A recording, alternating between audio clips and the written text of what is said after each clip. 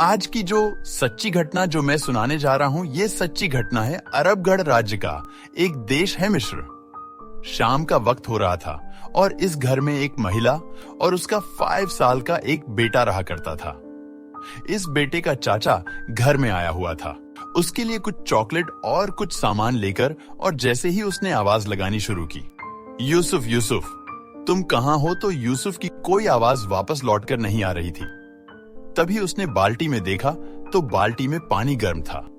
गर्म पानी के अंदर इंसान के शरीर के कुछ टुकड़े रखे हुए थे, और जैसे ही उसने जाकर नजदीक से देखने की कोशिश की तो बच्चे के शरीर के अलग अलग हिस्सों के टुकड़े थे।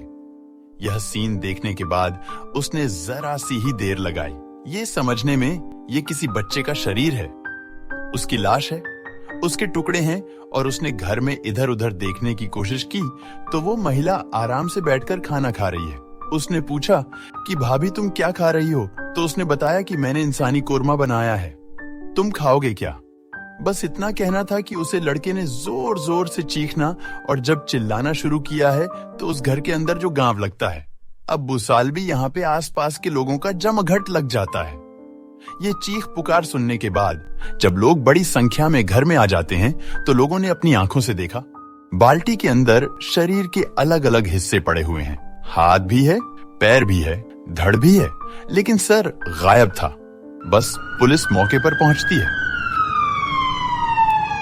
और पुलिस के आने के बाद इस घर में जो एक महिला है जिसकी उम्र लगभग 29 साल के आसपास होती है, हाना जिसका नाम था, उसको हिरासत में लिया जाता है। तो महिला सबसे पहले यही कहती है कि उसे पता नहीं उसकी जो मानसिक स्थिति है ना वो खराब है, और इसलिए पता नहीं उसने क्या कर दिया है।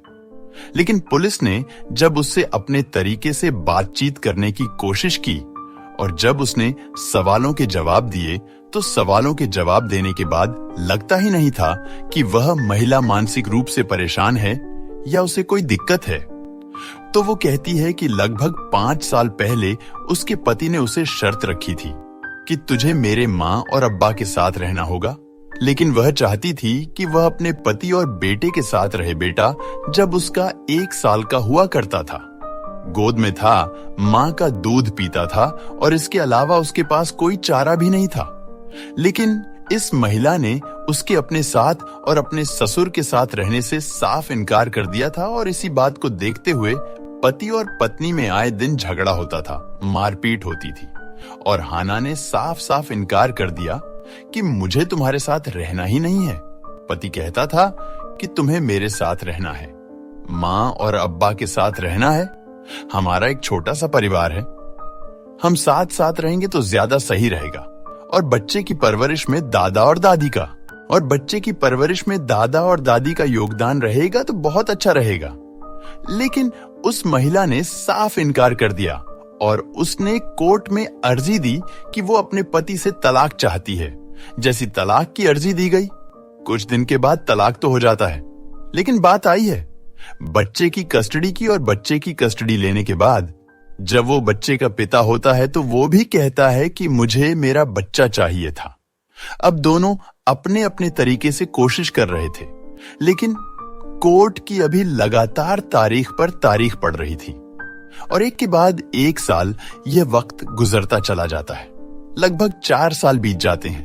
तो 4 साल बीतने के बाद इसी बीच में जो इस बच्चे का पिता होता है वो अपने बच्चों को कभी कपड़े लाया करता था, तो कभी इसके लिए किताबें लेकर आया करता था, तो कभी उसके लिए खाने पीने की चीज लेकर आया करता था, और उसे बच्चे का अपने पिता से लगाव लगातार बढ़ रहा था। बच्चा धीरे धीरे बड़ा हो रहा था। जब 5 साल का बच्चा हो जाता है तो बहुत ही जल्द कोर्ट का फैसला भी आने वाला था, और इस महिला को ऐसा लगने लगा हाना का ये जो बच्चा है उसका यूसुफ, वह कहीं ना कहीं उसके हाथ से निकल जाएगा। अब कोर्ट इसके पक्ष में फैसला दे देगा, क्योंकि बच्चा भी अपने माँ से कम और पिता से ज्यादा लगाव रखने लगा।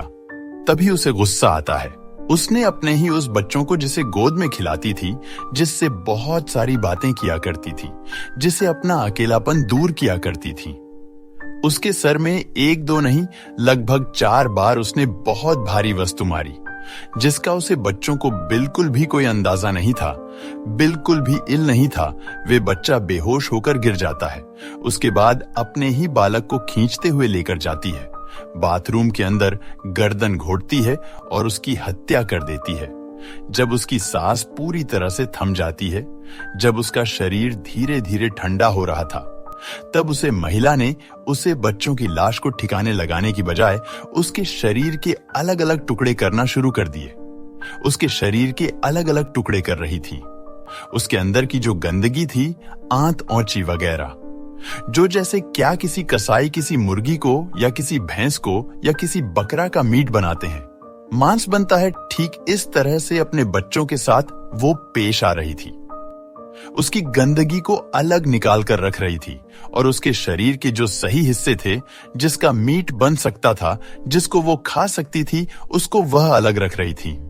और रखते रखते उसने बड़े से बर्तन में रखती है और उस बड़े से बर्तन को सजा के रख देती है चूल्हे पर और उसे तब तक उबालती रहती है जब तक वह पूरी तरह से उबल नहीं जाता।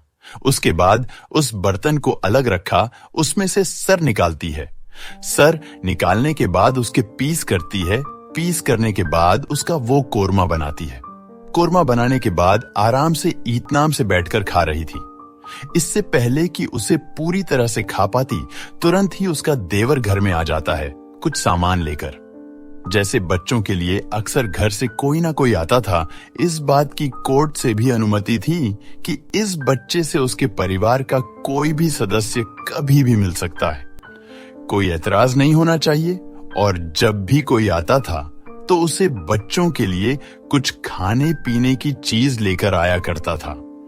उसके लिए चॉकलेट वगैरह लाया करता था, लेकिन इस महिला ने उसको बड़े भारी चीज से मारकर उसका जो सर था, उसका कोरमा बनाकर उसको खाना शुरू कर दिया। और जब उसका देवर आता है तो अपनी ही भतीजे को देखकर, उसे हालत में देखकर, उसके बाकी के हिस्से को पानी में उबलता हुआ देखकर उसकी चीख ही निकल जाती है। और चीख निकलने के बाद जब पुलिस महिला को गिरफ्तार करके ले जाती है तो यह कहती है कि मैं पागल हो चुकी हूं और मुझे पूरा भरोसा है कि कोर्ट मेरे बच्चे को मुझे नहीं देखा, बल्कि अपने इसके पिता को देगा।